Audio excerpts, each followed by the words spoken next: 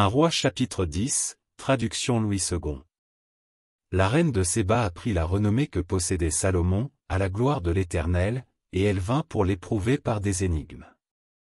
Elle arriva à Jérusalem avec une suite fort nombreuse, et avec des chameaux portant des aromates, de l'or en très grande quantité, et des pierres précieuses. Elle se rendit auprès de Salomon, et elle lui dit tout ce qu'elle avait dans le cœur. Salomon répondit à toutes ses questions, et il n'y eut rien que le roi ne sût lui expliquer.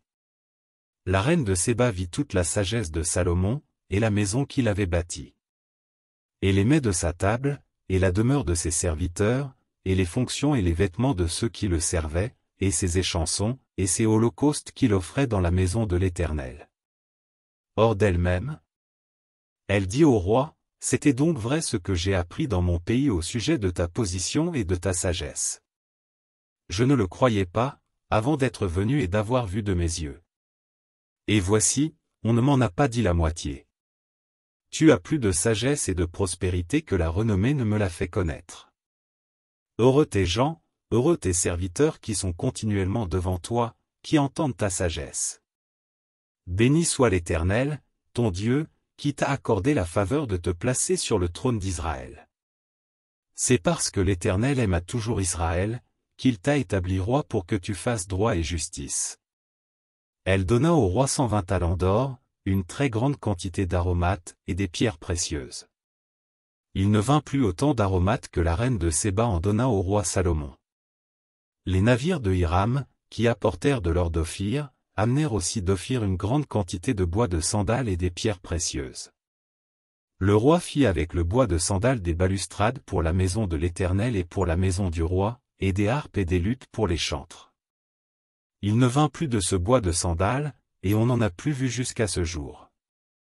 Le roi Salomon donna à la reine de Séba tout ce qu'elle désira, ce qu'elle demanda, et lui fit en outre des présents dignes d'un roi tel que Salomon. Puis elle s'en retourna et alla dans son pays, elle et ses serviteurs. Le poids de l'or qui arrivait à Salomon chaque année était de 666 talents d'or. Outre ce qu'il retirait des négociants et du trafic des marchands, de tous les rois d'Arabie, et des gouverneurs du pays. Le roi Salomon fit 200 grands boucliers d'or battus, pour chacun desquels il employa 600 cycles d'or. Et 300 autres boucliers d'or battus, pour chacun desquels il employa 3 mines d'or, et le roi les mit dans la maison de la forêt du Liban. Le roi fit un grand trône d'ivoire, et le couvrit d'or pur. Ce trône avait 6 degrés, et la partie supérieure en était arrondie par derrière, il y avait des bras de chaque côté du siège, 2 lions étaient près des bras. Et 12 lions sur les 6 degrés de part et d'autre. Il ne s'est rien fait de pareil pour aucun royaume. Toutes les coupes du roi Salomon étaient d'or, et toute la vaisselle de la maison de la forêt du Liban était d'or pur. Rien n'était d'argent, on n'en faisait aucun cas du temps de Salomon. Car le roi avait en mer des navires de Tarsis avec ceux de Hiram, et tous les 3 ans arrivaient les navires de Tarsis, apportant de l'or et de l'argent, de l'ivoire, des singes et des paons. Le roi Salomon fut plus grand que tous les rois de la terre par les richesses et par la sagesse. Tout le monde cherchait à voir Salomon, pour entendre la sagesse que Dieu avait mise dans son cœur. Et chacun apportait son présent, des objets d'argent et des objets d'or, des vêtements, des armes, des aromates, des chevaux et des mulets, et il en était ainsi chaque année. Salomon rassembla des chars et de la cavalerie, il avait 1400 chars et 12 000 cavaliers, qu'il plaça dans les villes où il tenait ses chars et à Jérusalem près du roi.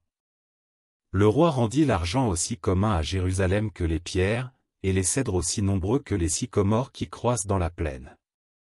C'était de l'Égypte que Salomon tirait ses chevaux, une caravane de marchands du roi les allait chercher par troupes à un prix fixe. Un char montait et sortait d'Égypte pour 600 cycles d'argent, et un cheval pour 150 cycles. Ils en amenaient de même avec eux pour tous les rois des Hétiens et pour les rois de Syrie.